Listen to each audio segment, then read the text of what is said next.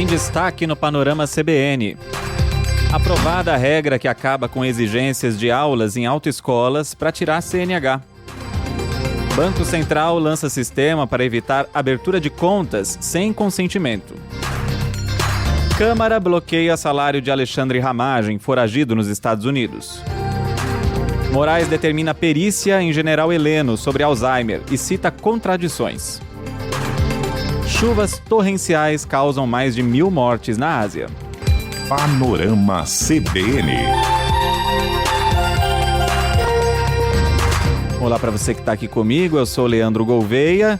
Depois de quase um mês, já agradecendo Lucas Soares e Marcela Marcos que estiveram por aqui no Panorama me substituindo. A partir de agora, em menos de 30 minutos, vou te contar o que de mais importante aconteceu no Brasil e no mundo e que foi destaque na programação da CBN ao longo desta segunda-feira, dia 1º de dezembro de 2025.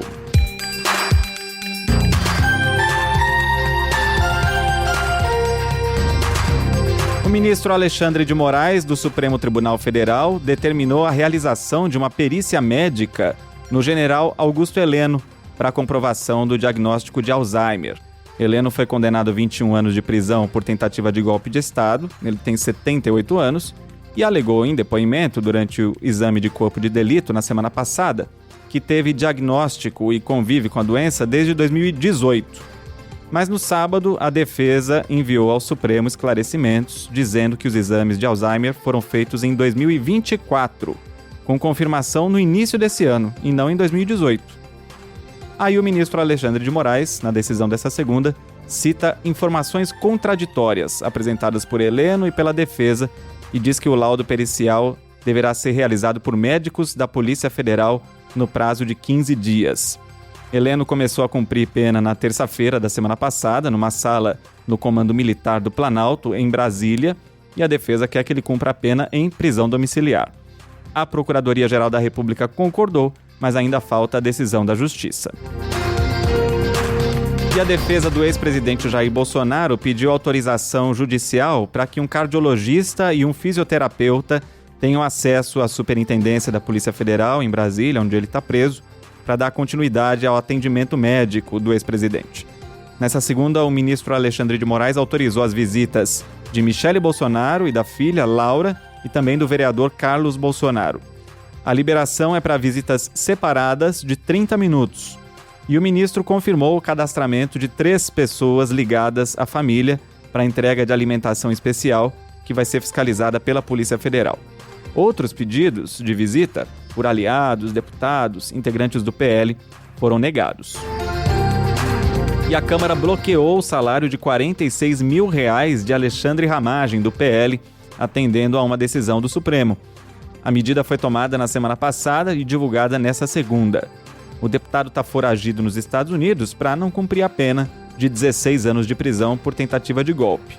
Assim como ele, Eduardo Bolsonaro e Carla Zambelli, os dois do PL, já tinham tido salários cortados no meio do ano, além da cota parlamentar, que é um benefício mensal para despesas relacionadas ao mandato.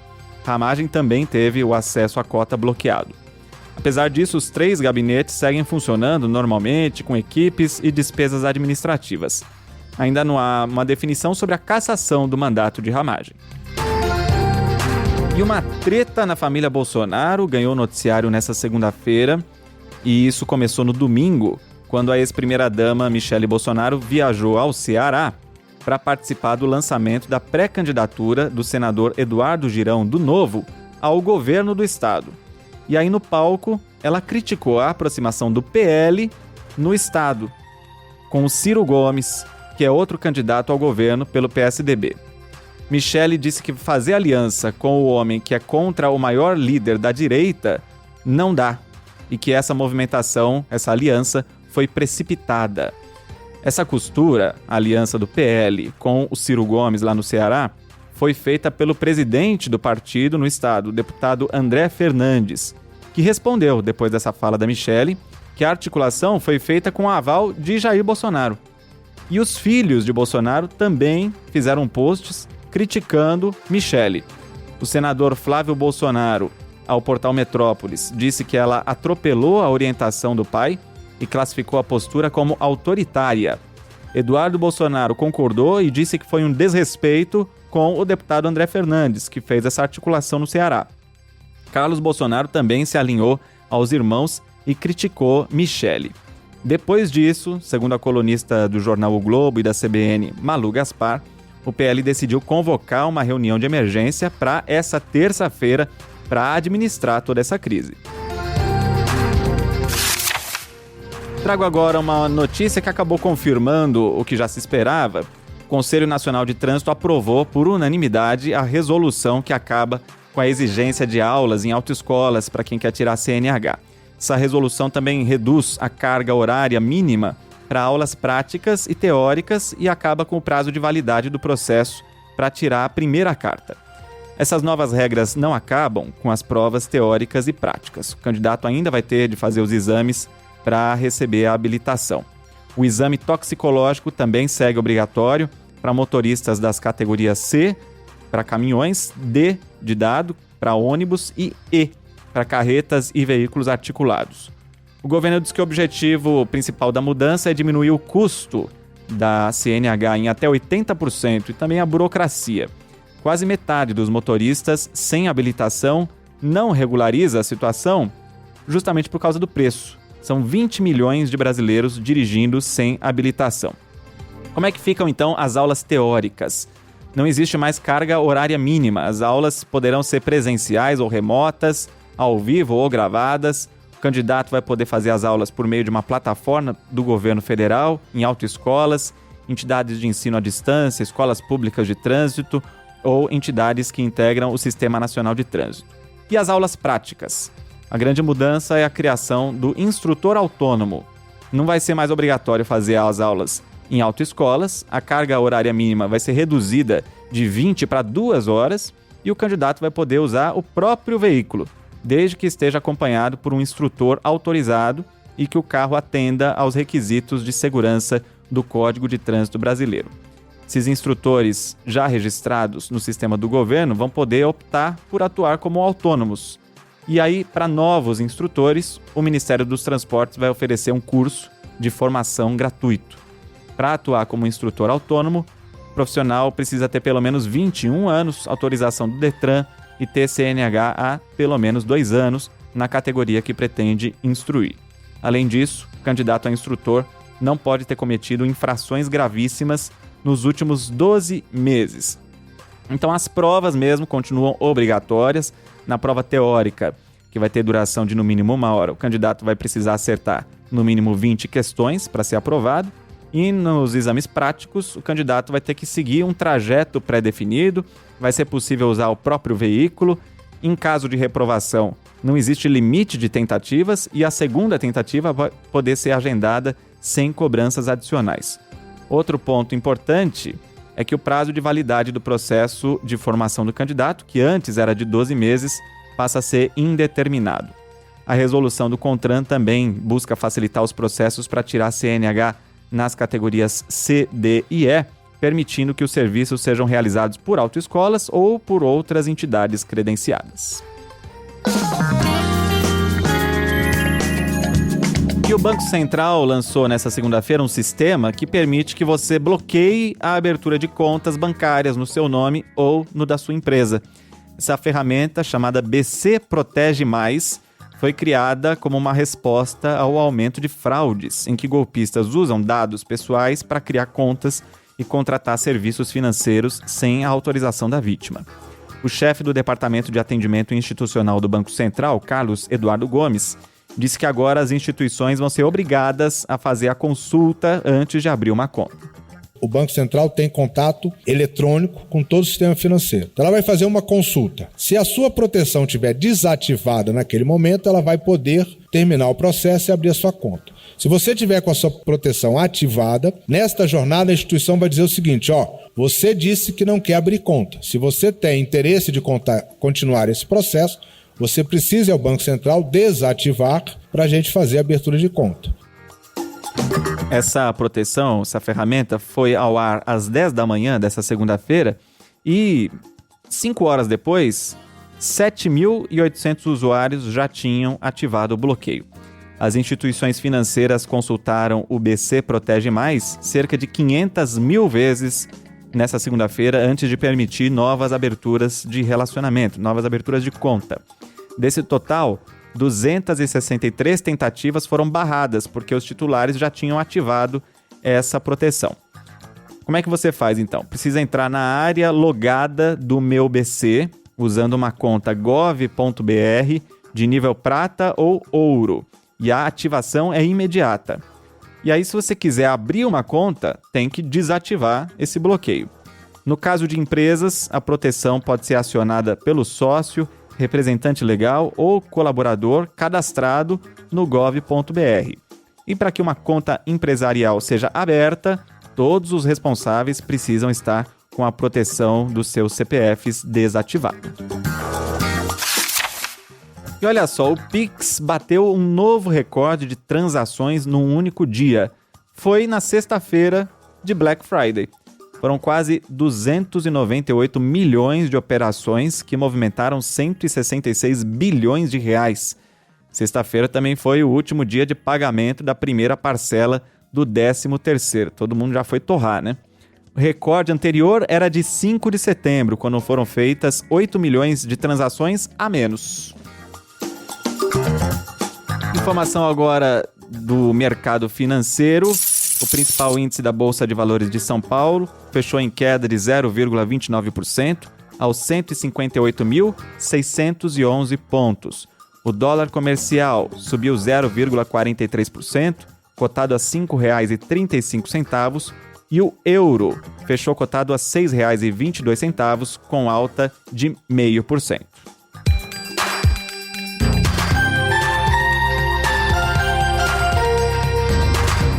Saiu a palavra do ano do dicionário Oxford. Na verdade, não é uma palavra, é uma expressão.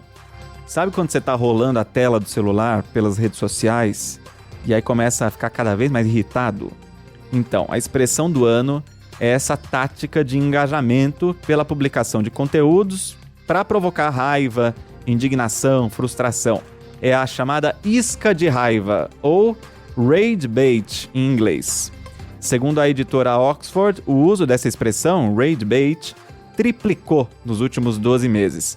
É parecido com clickbait, que estimula o clique do leitor pela curiosidade.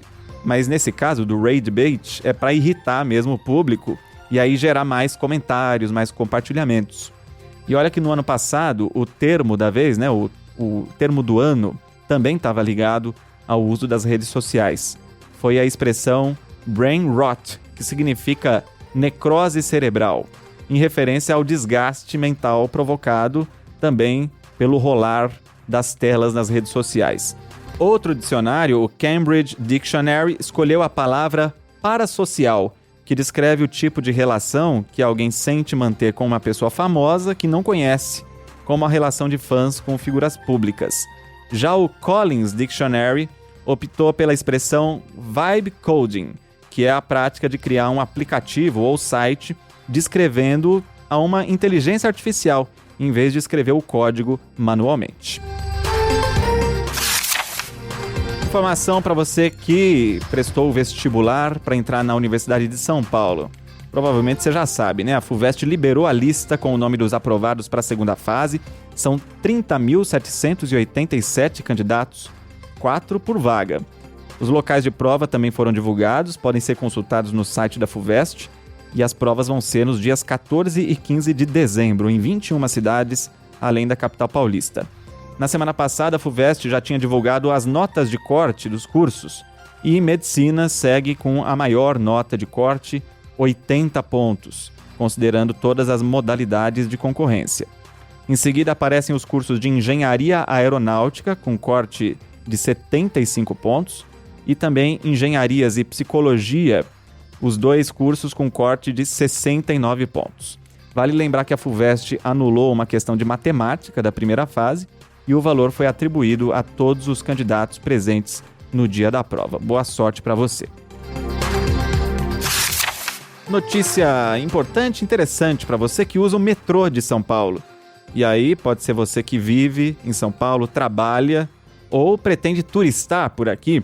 porque os passageiros podem pagar agora a tarifa direto na catraca com cartão de crédito ou débito por aproximação. E já não era sem tempo, né? Porque eu mesmo sei que no Rio de Janeiro é assim. Eu estive lá no ano passado e usei essa modalidade. Peguei meu cartão de crédito para pagar o metrô. É bem mais fácil, né? Os testes começam aqui em São Paulo em todas as estações das linhas 1 azul, que é a estação norte-sul, e 3 vermelha, leste-oeste. Depois o serviço vai ser estendido para outras estações. E é uma mão na roda na hora da emergência ou para quem usa o metrô de vez em quando. Mas é importante lembrar que se você quer fazer a integração com os ônibus, pagando menos, aí não tem jeito, tem que usar o tradicional bilhete único ou o cartão top. Abrindo aqui noticiário policial, você se lembra da mega operação nos complexos da Penha e do Alemão contra o Comando Vermelho, que foi a mais letal da história? Nessa segunda, o Ministério Público do Rio de Janeiro denunciou 6 policiais militares por terem cometido crimes durante a operação. Na última sexta, 5 dos PMs foram presos pela Corregedoria. A investigação se baseou em imagens de câmeras corporais dos agentes que foram exibidas no último domingo pela TV Globo. Os sargentos Marcos Vinícius Ferreira Silva Vieira e Charles William Gomes dos Santos foram denunciados por causa de um fuzil AK-47 que eles encontraram numa casa e depois esconderam numa mochila, sem registrar na lista de itens apreendidos. Outros 4 policiais foram denunciados porque furtaram peças de um carro na Vila Cruzeiro. O sargento Eduardo Oliveira Coutinho levou o tampão do motor, o farol e as capas dos retrovisores. E o subtenente Marcelo Luiz do Amaral e outro PM deram cobertura, inclusive tentando bloquear o registro das ações nas câmeras. O Ministério Público não divulgou o nome do 6º policial denunciado. E o motorista que atropelou e arrastou uma mulher por mais de 1 quilômetro na Marginal do Tietê, em São Paulo, negou que ela fosse sua ex-namorada ou que a conhecesse. Ele falou isso nessa segunda na delegacia. Douglas Alves da Silva, de 26 anos, foi preso no fim de semana. De acordo com a família da vítima, Tainara Souza Santos, de 31 anos, eles chegaram a ter um rápido relacionamento. Ela tinha passado a madrugada de sábado num forró com uma amiga e também estava com um rapaz. E aí Douglas, segundo uma amiga, começou uma discussão com eles. E essa testemunha disse que Douglas até deu um soco nesse rapaz. Depois Douglas entrou num carro e atropelou a Tainara, que ficou presa no carro. E foi arrastada aí por cerca de 1 quilômetro. Ela passou por cirurgias e teve as pernas amputadas. O delegado Fernando Barbosa Botti disse que Douglas vai responder por tentativa de feminicídio. Pelo que o passageiro falou, ele passou por cima, puxou o freio de mão e ele pedia para parar e ele tinha consciência que estaria arrastando. Isso as investigações posteriormente vão poder falar com precisão. Agora, que ele passou por cima intencionalmente e uma questão aí de feminicídio tentado ficou claro. Segundo a TV Globo, Tainara está internada em coma e ela é mãe de 2 crianças, um menino de 12 anos e uma menina de 7. Outro caso que ganhou repercussão no fim de semana foi a acusação contra o influenciador Thiago Schutz. Ele foi detido na madrugada de sábado, acusado de agressão e tentativa de estupro. Ele foi solto depois da audiência de custódia e está proibido de se aproximar ou de contatar a mulher. Segundo o boletim de ocorrência, o homem agrediu essa mulher porque ela se recusou a fazer sexo anal com ele. Thiago é conhecido como Calvo do Campari. Ele tem histórico de falas contra as mulheres nas redes sociais. Na programação da CBN, a promotora de justiça Valéria Scaranci, especialista no assunto, disse que a amplificação do discurso de ódio na internet aumenta os casos de violência física. Homens que propagam ódio às mulheres ganham seguidores, têm o amplo acesso às pessoas. Isso é um grande perigo, que se naturaliza, se incentiva essa violência e, na verdade, acaba se perpetuando algo que já está insto na cabeça das pessoas, que é o machismo, o patriarcado. Então é muito perigoso. Fala agora da morte de um jovem que invadiu a jaula de uma leoa no zoológico de João Pessoa no domingo. Gerson de Melo Machado, o Vaqueirinho. Ele tinha 19 anos de idade. Segundo a conselheira tutelar Verônica Oliveira nas redes sociais, ele tinha uma trajetória de vulnerabilidade e abandono, era filho e neto de mãe e avós esquizofrênicos e tinha o sonho de domar leões. Ela disse que o jovem não recebeu o tratamento que precisava. Os investigadores aguardam a elaboração de laudo de perícia para a conclusão desse caso. A delegada do caso, segundo o jornal O Globo, trata essa morte como uma fatalidade. O homem escalou uma parede de mais de 6 metros, passou por grades de proteção e usou uma árvore como apoio para acessar o local. O zoológico informou que a leoa ficou bastante estressada, mas que ela é considerada saudável e não será sacrificada. O funcionamento do local foi suspenso por tempo indeterminado. E o caso chegou ao noticiário internacional em publicações como Daily Mail do Reino Unido, Clarín da Argentina e El País da Espanha. E as mortes causadas pelas inundações e deslizamentos de terra no sudoeste da Ásia já passam de 1.100. Os países mais afetados, a Indonésia e o Sri Lanka, mobilizaram os exércitos e pediram ajuda internacional. O sul da Tailândia e o norte da Malásia também foram atingidos. A Indonésia é o país com o maior número de vítimas. Segundo a Agência Nacional de Desastres, 604 pessoas morreram e 464 estão desaparecidas. O número de mortes é o maior registrado no país desde 2018, quando um terremoto e um tsunami mataram mais de 2.000 pessoas. Mais de 578 mil pessoas foram retiradas de casa em 3 províncias de Sumatra, no oeste da Indonésia. No Sri Lanka, pelo menos 355 pessoas morreram e 366 estão desaparecidas. O presidente do país disse que foi o maior e mais difícil desastre natural da história do Sri Lanka. O Itamaraty publicou uma nota expressando pesar pelas perdas humanas e danos materiais e informou que até o momento não há registro de brasileiros na tragédia. Na Tailândia, o número de mortes chegou a 176, a maior parte no sul do país, e o governo enviou ajuda, mas a população criticou a resposta às inundações. E aí 2 funcionários do governo foram suspensos.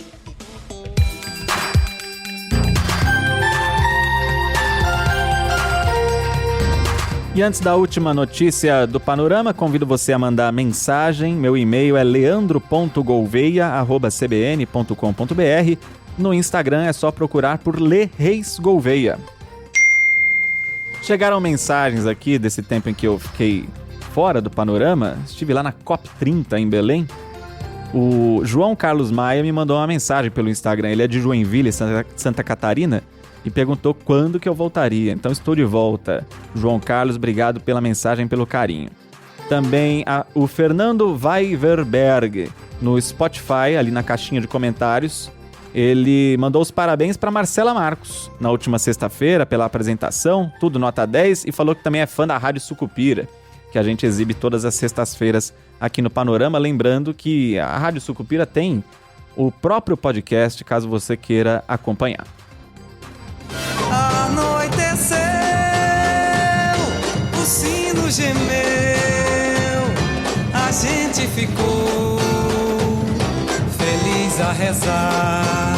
E começou dezembro e com ele uma oportunidade para uma boa ação de Natal. A felicidade pra você me dar. A campanha Papai Noel dos Correios já começou e você pode adotar uma cartinha de uma criança para presentear nesse Natal. As adoções podem ser feitas direto nas agências participantes ou pela página oficial dos Correios, onde estão disponíveis as cartas enviadas ao Papai Noel. No ano passado, quando o projeto completou 35 anos, 350 mil cartinhas foram adotadas. Entre os pedidos mais comuns estão bonecas, carrinhos de controle remoto e outros brinquedos. Então, você pode ir até uma agência dos Correios ou acessar o site blognoel.correios.com.br. Aí você escolhe uma cartinha, compra o presente e entrega ele embalado numa agência dos Correios. Essa entrega deve ser feita pessoalmente nos locais informados no blog do Noel e também dentro do cronograma da campanha, né? Cada pacote precisa estar identificado com os dados da cartinha. Vou repetir o endereço aqui, blognoel.correios.com.br. E ao som de Simone, a gente encerra essa edição do Panorama. A produção e o roteiro foram feitos por mim, Leandro Gouveia, e a edição e a sonorização por Juliano Fonseca.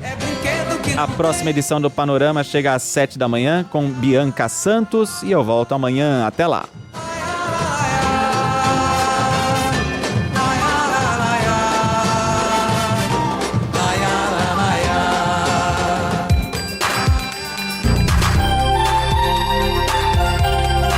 Panorama CBN.